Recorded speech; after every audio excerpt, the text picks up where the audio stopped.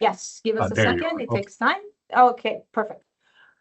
All right, so I need to wait a second because I also want to see you all, and I'm going to explain how we're going to set up this session because I want to talk to you about common misconceptions and opportunities relating to digital adaptive interventions. And I have 7 misconceptions that I want to talk to you about. And I would prefer if you ask me questions after each one of the misconceptions that I'm going to talk about. So I'm going to try and stop after each one to see if you have questions.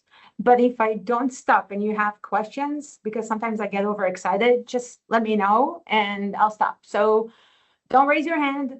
Just chime in with the question. Just say, Billy, I have a question? And we can just go at it. Is that okay? We can do this in a way that is more interactive. Does that make sense? Good for you all? Okay, so don't be afraid to interrupt me. Before I show you my misconceptions, I wanted to tell you a little bit about who we are. I see a few familiar faces here, but most of you I don't know, and I would really like to know. We are the D3C, the Data Science for Dynamic Intervention Decision Making Center at the University of Michigan, joined with Harvard and NYU. And what we do is develop methodologies, meaning experimental designs and data analytic methods that investigators, you all, can use to build different kinds of adaptive interventions. And I'm going to explain exactly what I mean by adaptive interventions in a second. But I also wanted to acknowledge that we're heavily funded by NIH. What's funding our infrastructure, our capacity to disseminate the methodologies, is a P50 Center of Excellence from NIDA. But we also have an R25 from NCI. The reason I mention this is because this R25 funds a training institute that we hold every year in Ann Arbor in Michigan, where we bring investigators, especially junior investigators, to participate in training relating to all the methodologies that we're developing. So if you're interested in it, look at our website for updates on when the registration will be open. All right, so these are my misconceptions. I have 7, okay? And I structured this so that you will have enough time to ask questions. So please, please engage with me, okay? The first misconception is that just-in-time adaptive interventions, or what we call JITAIs, are the same as adaptive interventions. So what are JITAIs and what are adaptive interventions? To understand what they are and why they're not the same, the first thing that we need to do is define the concept of adaptation. Now, adaptation, adaptive, this terminology is used so much in different fields, and it's defined differently across different fields. And even within the same field, you see this term defined differently, okay? So here, when I say adaptation, what I mean is the protocolized and evidence-based use of dynamic information about the unit of interest to decide whether and how to intervene. And the unit of interest can be the individual, can be the DIA, can be the clinic, whatever is the focus of your intervention. So why do we need to adapt? Why do we need to use dynamic information, say about the individual, to make intervention decisions? It's because we want interventions to be able to address not only the unique, but also the changing needs of people as they progress over time. Now, in what we call standard adaptive interventions, and sometimes they're called foundational adaptive interventions, traditional adaptive interventions. In other fields, they're called dynamic treatment regimes, adaptive treatment strategies, step care models, right? It's all the same thing. In these standard adaptive interventions, the goal is to address conditions that change relatively slowly over time. Now, I know that slow and fast is relative. Here, when I say slow, I mean every few weeks or every few months. And these interventions, these standard adaptive interventions, they typically guide the adaptation of human-delivered components or other components that can be adapted on a relatively slow timescale. I want to make this concrete. So I want to show you an example. Actually, all the examples I'm going to show you today, they're based on work that we've been doing with the amazing Vivek Shetty. This is a program of research that Vivek is leading, focusing on developing a digital intervention to encourage older adults to brush their teeth. And in this adaptive intervention, we start with a digital intervention that includes an electronic toothbrush that monitors their brushing behaviors continuously. And there's an app that uses the data from the eBrush to decide twice daily whether or not to send tailored messages.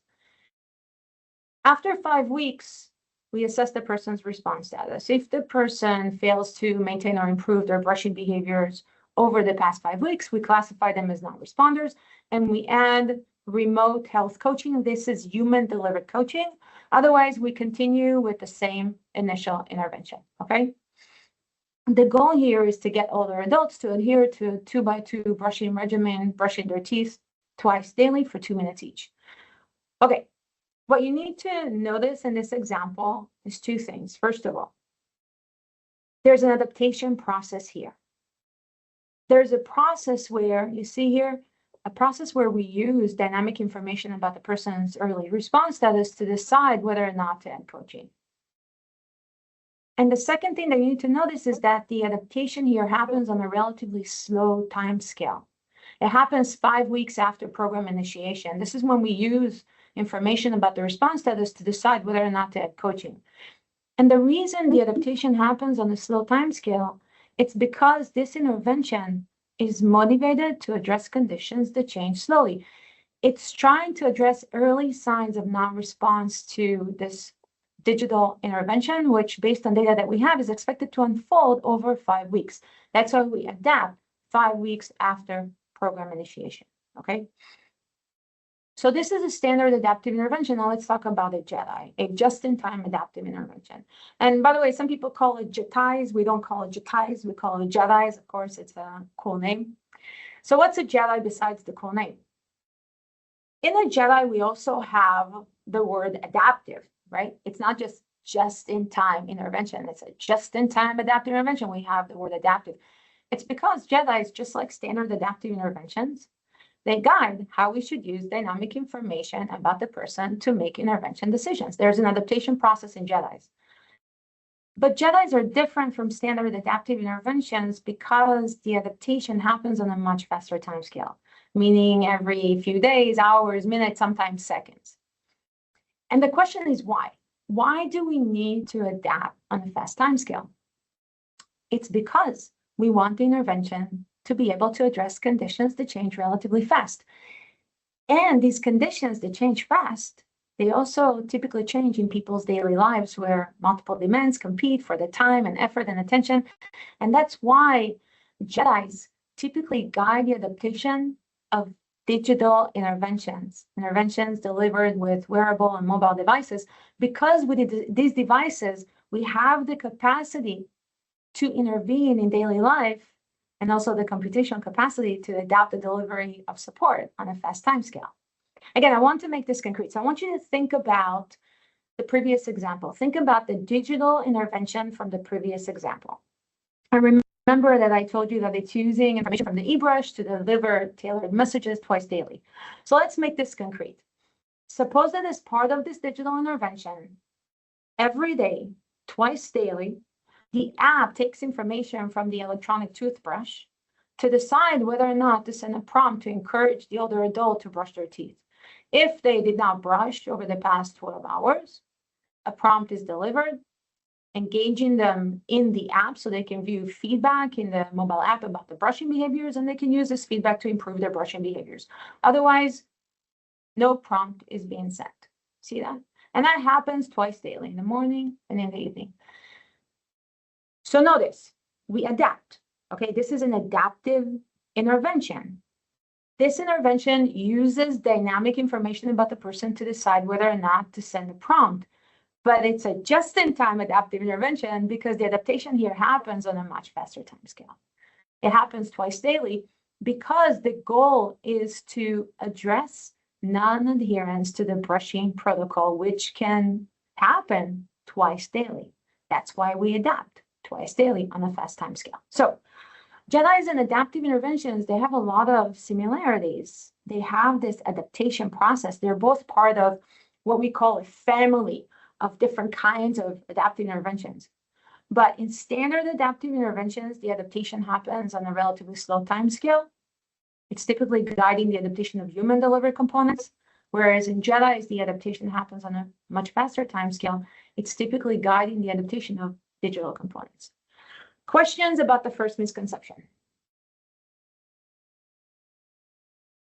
Questions, complaints, concerns? Nothing? Okay. Moving on. The second misconception. A JITAI is an experimental design.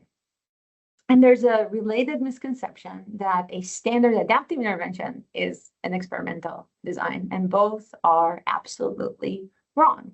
And to know why, we need to define two concepts: an experimental design and an intervention design. Now, what's the problem with these concepts? The problem is that they both have the word design, and that's why people confuse the two, myself included, but they're very, very different. So let's start with an intervention design. What's an intervention design? An intervention design is the answer to the question, how should practitioners deliver an intervention in practice? And when I say practitioners, I mean the entity that is responsible for delivering the intervention in practice. Think about the coach, think about the therapist, think about the digital technology. What guidelines, what procedures they should use when they deliver the intervention in practice. That's an intervention design. So what's an experimental design? An experimental design is the answer to the question, how should we investigators, how should we systematically manipulate independent variables so we can answer questions that we care about? In an experimental design, we have randomizations. We assign participants to experimental conditions with a pre-specified probability. Why do we do that? We do that because we want to be able to use the data to answer causal questions with relatively minimal structural assumptions. That's why we randomize. Now, in an intervention design, we don't randomize. There are no randomizations in an intervention design because I want you to think about it. What is an intervention design? It's a guide for practitioners. When we're trying to guide someone to do something, do we randomize them? No, we don't. We don't randomize them. What do? We give them a protocol. That's what we do. So I want you to look at my adaptive intervention here. You see that? That's just a protocol. It's a protocol for the coach, telling them when, under what conditions they should add coaching on top of the digital intervention. That's what it does. It's just a protocol. And look at my JITAI. It's just a protocol for the digital technology. It's a protocol specifying when, under what conditions, the app should send a prompt based on information that comes from the eBrush. That's all it is. These are protocols, no randomizations. These are not experimental designs. So far, so good? Second misconception, okay? I'm looking here as opposed to here because you are here on my laptop, just saying, so you know. Questions, concerns, complaints? Nothing? Okay, all right. Let's see if we can get you to ask questions about the third one, the third misconception. Adaptive interventions and JITAIs should not be combined. Why not? You see, I get this a lot, that these should be used separately. You either want to design an adaptive intervention or you want to design a JITAI. But guess what? Actually, investigators really want to combine the two. And sometimes we don't even realize it. So let me show you. I actually try to prime you for that.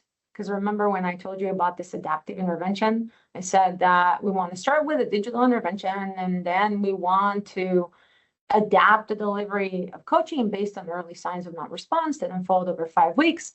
But when I described the digital intervention, I told you that we want this intervention to use information about brushing behaviors twice daily to decide whether or not to send a prompt.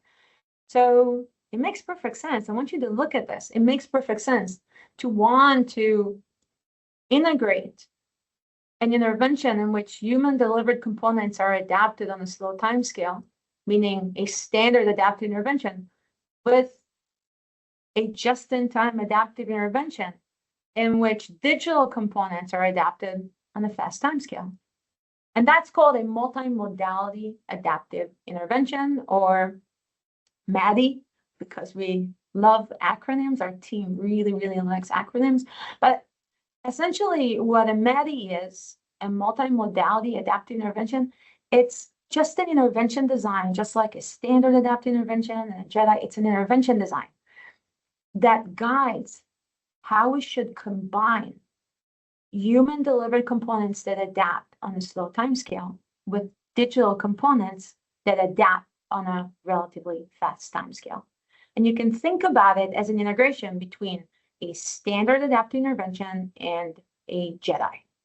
And if you're interested in MADIs, this manuscript here provides an introduction to this intervention design, and it also provides an introduction to a new experimental design that you can use to answer different kinds of questions about how to construct these multimodality adaptive interventions. So you can certainly combine standard adaptive interventions and JITAIs if you are trying, you're motivated to address conditions that change slowly and conditions that change fast simultaneously by integrating human-delivered and digital components.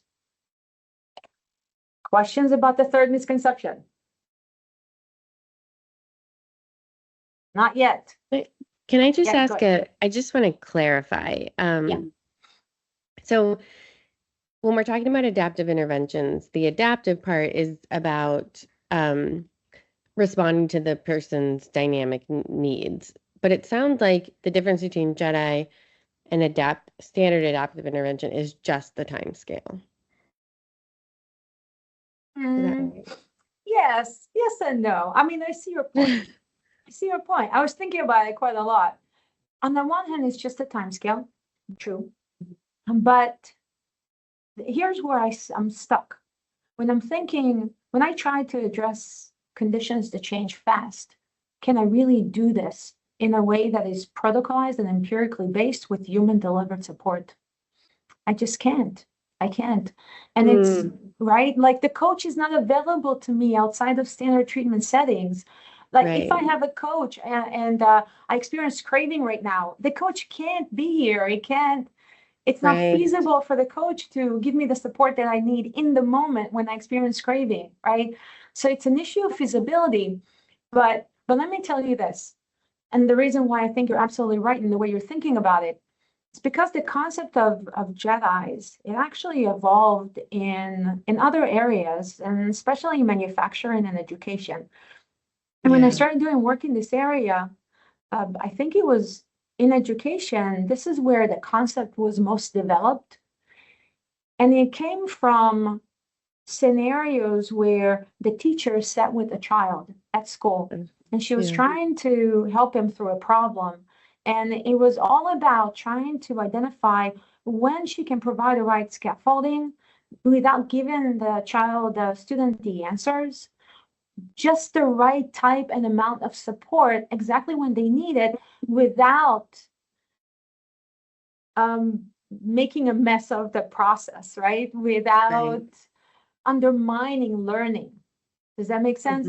So it's a setting where in education, they were trying to protocolize just-in-time adaptive interventions with human-delivered support.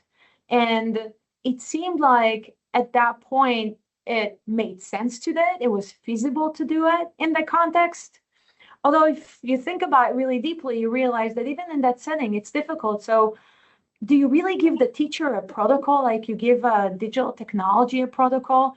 If the child says this, then do this. When you're trying to teach someone, to train them, it's really hard to follow a protocol that is really detailed. Does that make sense what I'm saying?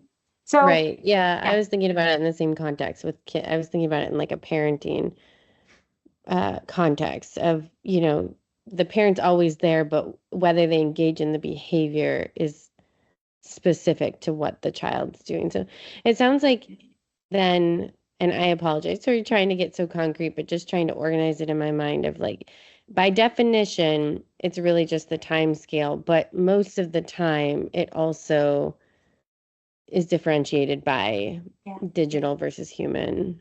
Yeah, because of the capacity, because of Okay. the feasibility of it. Yeah. Right. That makes sense. Okay. Thank you. That's really helpful. Yeah. Other questions? I wanted to ask about the complement. So what's the difference between just-in-time adaptive intervention and just a just-in-time intervention? I was thinking about the toothbrush example you gave, and Yeah. it was, if I understood correctly, it was providing one intervention or not. And so to me, that sounds like a just-in-time intervention. But I'm wondering, like, does the A part of it come from choosing between different interventional components, or yeah, what's the difference? Yeah, it's a really good point. And if you ask different scholars, they'll probably give you different answers. I can tell you why I went for the word adaptive, to adding the word adaptive to just-in-time interventions, because so back in the 70s, manufacturing and education, they didn't have the word adaptive. They just said just-in-time interventions. And when you looked at the definition, it's an attempt to deliver the right type of support at the right time while minimizing waste or disruptions to the desired process. And I was looking at their definition, I realized that something's missing there, because to deliver support at the right time while minimizing waste and disruption, you have to have adaptation. You have to use dynamic information about the person to make intervention decisions. It's not just in time at the right time, meaning clock-based time. There's an event-based time that is happening there. And that's why the term adaptation, adaptive, we included it in just-in-time adaptive intervention to emphasize that. Because some people said, oh, delivering an intervention every day in the morning, that's a just-in-time adaptive intervention. And I'm not so sure if you deliver the intervention every day in the morning, do you really minimize waste and disruptions to the desired process? I'm not so sure, because some mornings I'm too busy to even look at the intervention. And some mornings, if you're sending me an intervention, I'm so stressed that it would be disruptive. So we wanted to emphasize that the process of adaptation is critical to achieving the goal of delivering the right type of support at the right time of minimizing waste and disruptions. Does that make sense? Yeah, thanks so much. Other questions? Yeah, I love it. You're engaged now. I'm excited. Yeah. So thinking about that, one of the things I struggle with is I study digital mental health interventions, and it's really like, I don't know that we have a great way to determine when to deliver a just-in-time adaptive intervention for somebody who's struggling with depression or anxiety. So I'm curious, and maybe this is getting a little bit off topic, but what ways have JITAIs been used in kind of mental health outcomes? Yeah. And by the way, I do work in mental health and especially addiction. I'm going to show you in a second an example. And I struggle with the same thing. And my approach to this is twofold. One is I work with the target population to understand what they think would be a good time to receive support from the mobile app and what kind of support they need. So we do a lot of formative work before we start building JITAIs.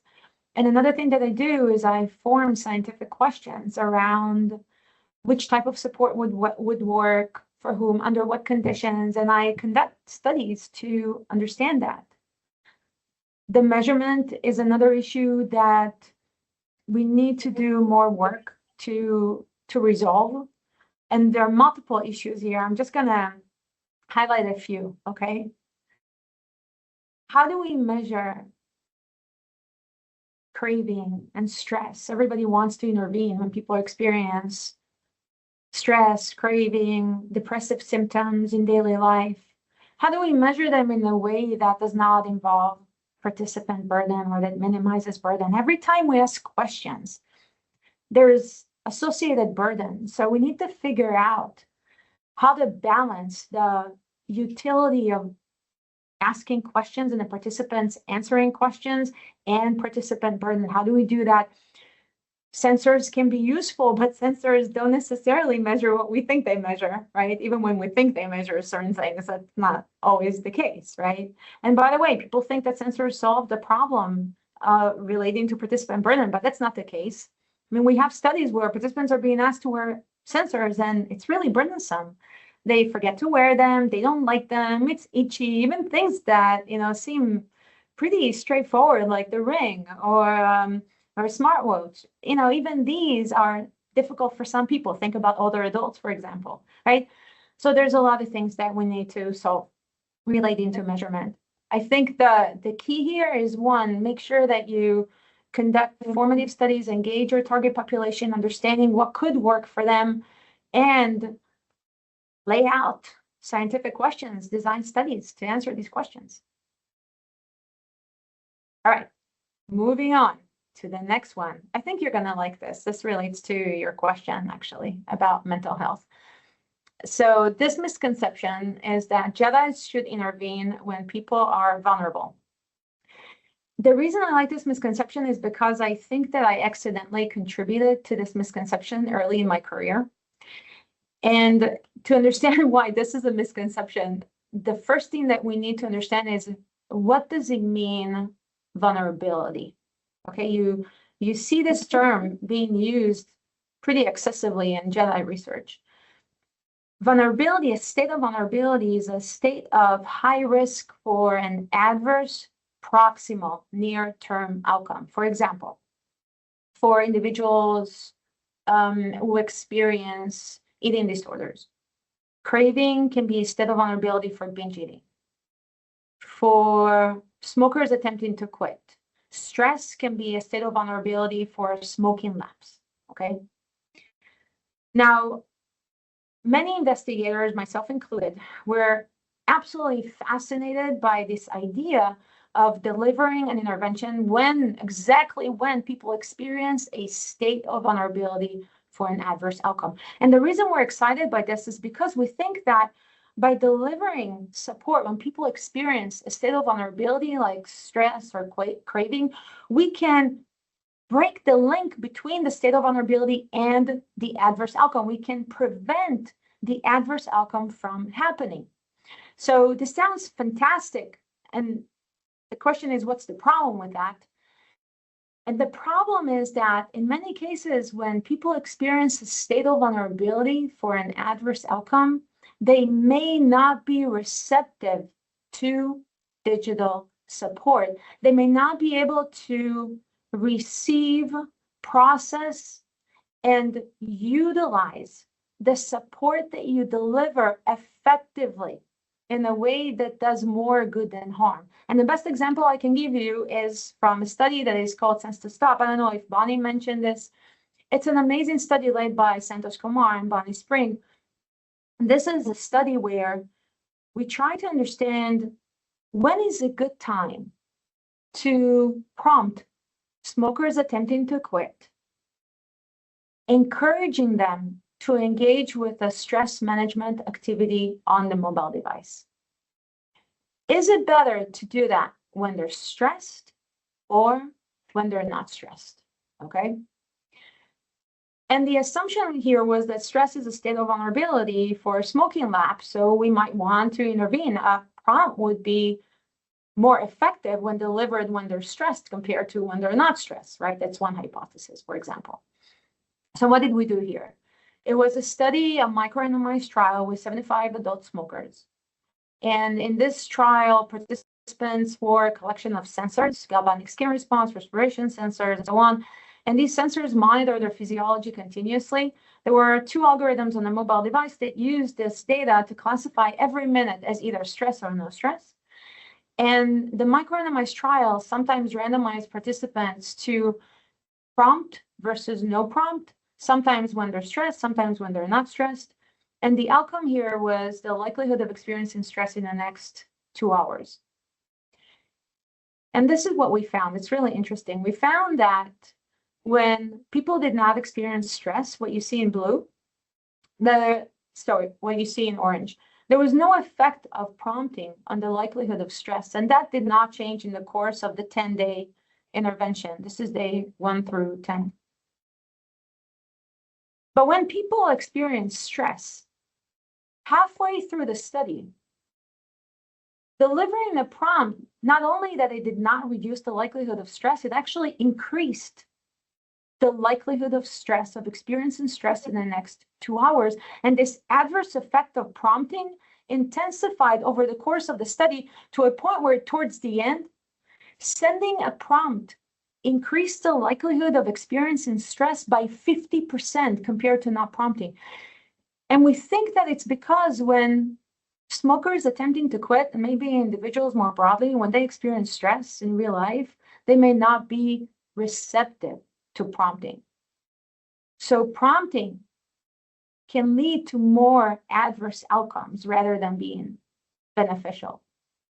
So whether or not we should intervene when people experience a state of vulnerability for an adverse proximal outcome is a very important scientific question that we should investigate rather than make assumptions about.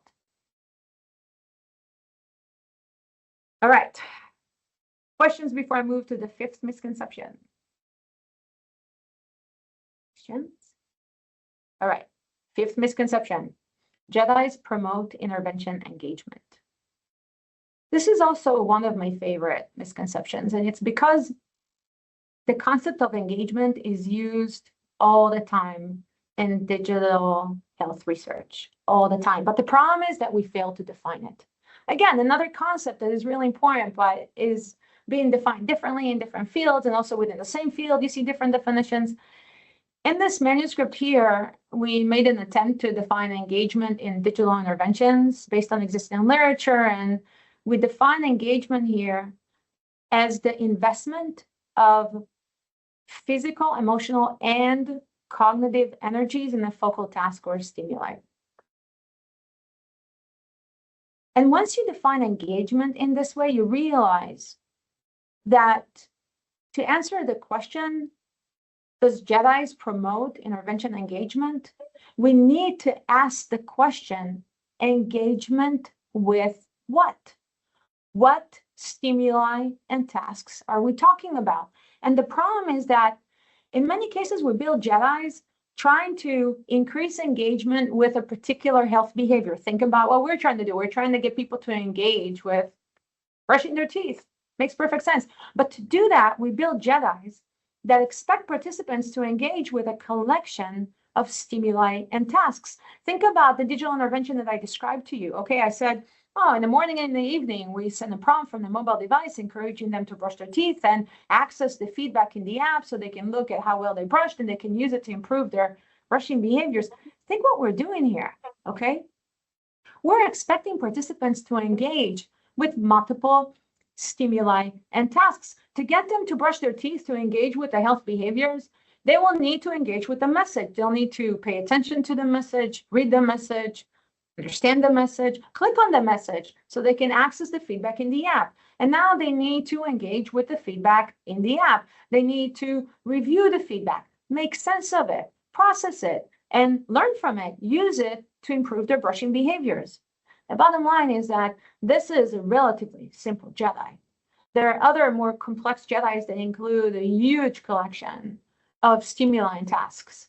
So JITAIs can certainly promote engagement with a specific health behavior. But to do that, I think that when we build JITAIs, it's really important that we map out all the stimuli and tasks that the JITAI includes and make sure that each one and the collection of stimuli and tasks are designed in a way that is engaging.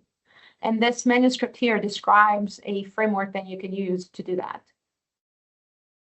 All right, 6th misconception. Adaptation is always at the individual person level. This is easy. That should not be always the case, okay? The adaptation can be at any level that makes sense based on the scientific model that is guiding your intervention development. It can be at the person level, the diet, the family, the clinic, the school, and so on. And I want to give you an example from work that we're currently doing. to develop a dyadic JITAI to help other adults brush their teeth. And in this dyadic JITAI, we are prompting the older adult to encourage them to brush their teeth. We're also prompting the care partner so that the care partner will increase their brushing behaviors and in turn will support the older adult. And we're also prompting the dyad because we want to improve the quality of social relationships between them with the hope that by improving the quality of the social relationship, the care partner will deliver more support to the older adult and the older adult will be more receptive of that support. Okay, so the development of JITAIs should not be limited to just thinking about a single specific level. It can be at different levels and also multiple levels simultaneously. All right, last misconception. JITAIs are dynamic and personalized. Now, I think that you're probably looking at this misconception thinking, what's the problem with this? You just said that, with JITAIs, we are addressing the dynamically changing needs of people and it's personalized and so on. So why is this a misconception? It is a misconception because I see this sentence all the time in grant applications. I see this in publications. And the problem is, again, with the issue of defining key terms. What does it mean dynamic? What does it mean personalized? Okay. And by the way, in this presentation, I hope I did not use the word personalized because that wasn't my intention. I did use the word dynamic, and I want to explain exactly how I used it because we are working in a multidisciplinary setting and we each come with our own perspective about terminology. If we don't define key terms, it would be really challenging for us to work together. Okay. So what does dynamic and personalized mean in the context of adaptive digital interventions? Remember when I told you about JITAIs? I said the goal of JITAIs is to address the rapidly changing needs of individuals, and that's why the adaptation happens on a fast time scale. And when I defined adaptation, I said it's the use of dynamic information about the person to make intervention decisions. Dynamic means that the information can change over time, over the course of the intervention, usually as a function of the intervention. That's how I use the term dynamic information. Now, I also said that in JITAIs and also in standard adaptive interventions, the adaptation has to be protocolized. It has to be explicit, so it can be replicated. In JITAIs and standard adaptive interventions, we use decision rules to protocolize the adaptation. Decision rules are just if-then statements that specify how information about the person or the unit of interest should be used to decide which intervention options should be delivered in practice. You see this decision rule here? It's very simple. Instead of describing this JITAI in this way, I can describe it with a decision rule. It's very simple. Look, if the participant did not brush their teeth or the past 12 hours, deliver a prompt, otherwise do nothing. And we do this every day, twice daily. It's very simple, okay? So why am I showing you this? It's because in standard JITAIs, the decision rules that operationalize, protocolize the adaptation, they're actually static. They stay the same over time. You see, if I employ the same decision rule every day, twice daily, the decision rule doesn't change. It's the same at each time point, okay? That doesn't mean that the same person gets the same intervention option all the time. No, the JITAIs address the rapidly changing needs of participants. And here it's addressing their non-adherence to the brushing regimen, which unfolds twice daily, okay? But the decision rule that governs the adaptation, our capacity to address the changing needs of individuals, the decision rule is static. It doesn't change over time. And it's also fixed. It's the same decision rule across all individuals. Now, this decision rule can be super complicated, right? You can add all kinds of baseline information. You can add additional time variant information to this decision rule, make it really complicated. But once you use that decision rule in a JITAI, it's applied in a way that is static, the same across time points, and fixed across individuals. The reason it's important is because now Susan Murphy is doing work on what she calls personalizing JITAIs, and this is where the term personalized comes in. When Susan is using the term personalized or personalizing JITAIs, what she means is that she's taking a JITAI and she's integrating it with a reinforcement learning algorithm. This is an algorithm from artificial intelligence. What this algorithm does is, as the user, as the participant experiences the JITAI in real time, it takes data about how they respond to the decision rules. And based on how they respond to the decision rules, it improves the decision rules. It improves the adaptation over the course of the intervention, not at the end of the study when the intervention is over. As the participant interacts with the intervention in real time, it uses data about how well they interact and respond to the decision rules. And for example, if they stop responding to them, they change the decision rules in a way that addresses changes in how the decision rules function and their impact on the participant over time. So in a sense, she's kind of like adding another layer of adaptation on top of the adaptation in JITAIs. In JITAIs, you adapt with decision rules. Susan's using an RL to adapt the adaptation, to improve the decision rules based on information about the participant's responsivity to the decision rules. Susan's currently working on a manuscript to introduce personalizing JITAIs. She calls it PJITAIs. But for now, if you want to get the intuition for this new intervention design, in this manuscript towards the end, we have a section that describes personalizing JITAIs and how it differs from standard JITAIs. All right, before I end this presentation, I don't know if we have a little bit more time for more questions, but I wanted to thank my amazing collaborators and also point out that our website includes tons of resources that you can use to design different kinds of adaptive interventions and also to design experimental studies to address questions about how to build them. And if you're interested in this topic and you want to connect with our team, we're all going to be at Bethesda at the Optimization Conference, May 18 to 20. Registration is still open, so feel free to join us. Thank you. Wonderful, Billy. Thank you very much. This would be a good time to ask all questions. Billy will not be at the Institute, so those of you with questions, feel free to pose any questions you have. Hi, this is Lucas. Wonderful presentation, really interesting. I have a question about the last part on dynamic versus adaptive. And your last slide was kind of what I was going to ask, but I wanted more detail. A lot of contextual aware computing is somewhat probabilistic, right? So couldn't that be considered dynamic? I guess some of the rules can be based on what that, I guess, dictates. But wouldn't that be considered dynamic because it is a protocol, but not certain, especially when you're using maybe reinforcement learning or other types of models.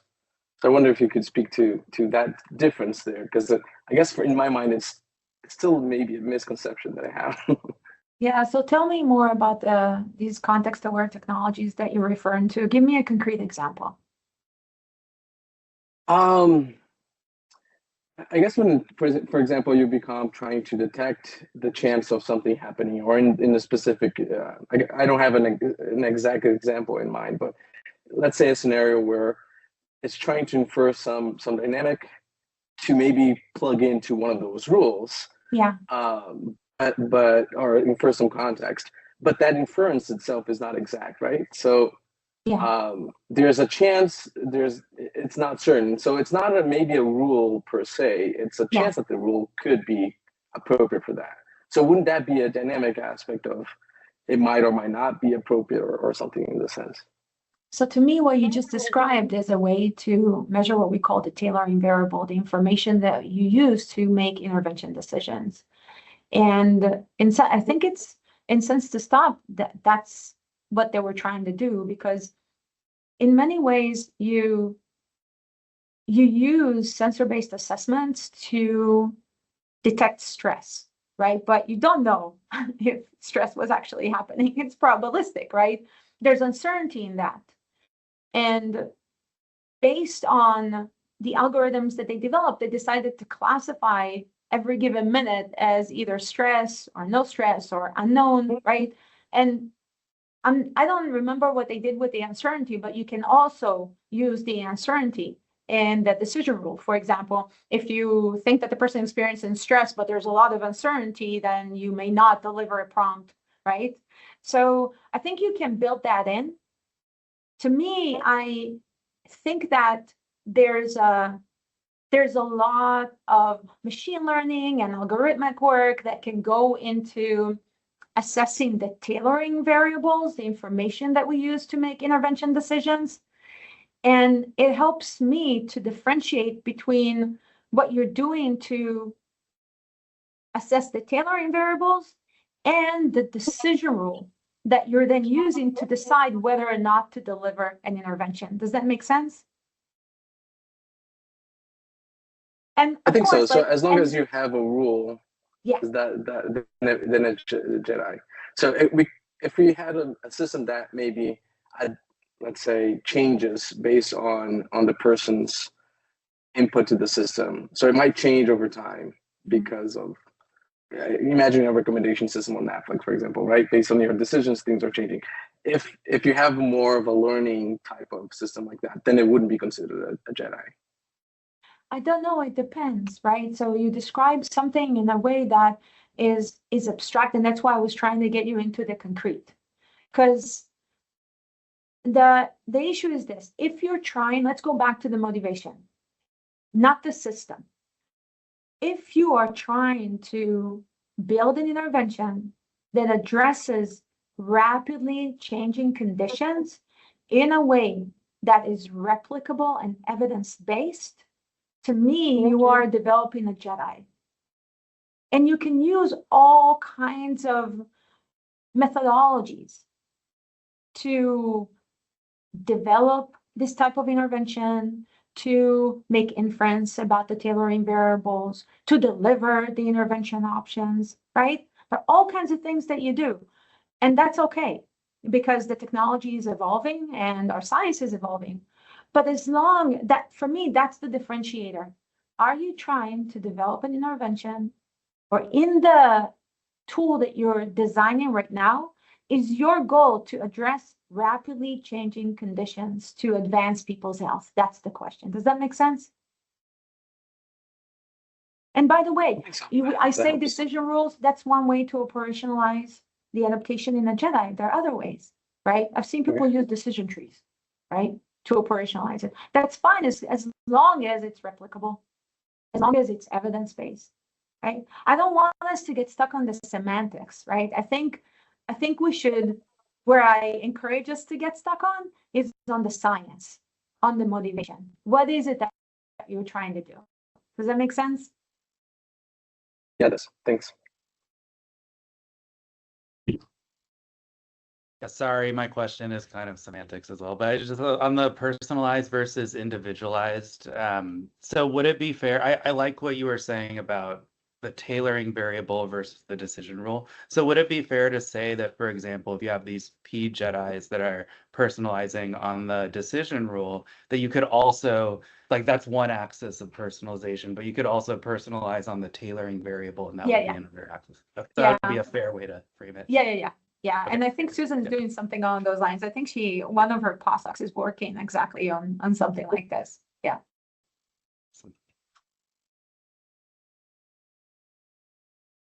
Any other questions?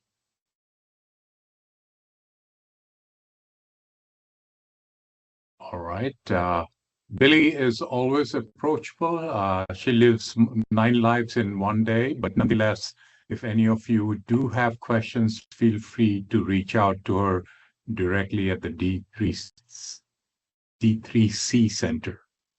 Billy, thank you again. I really appreciate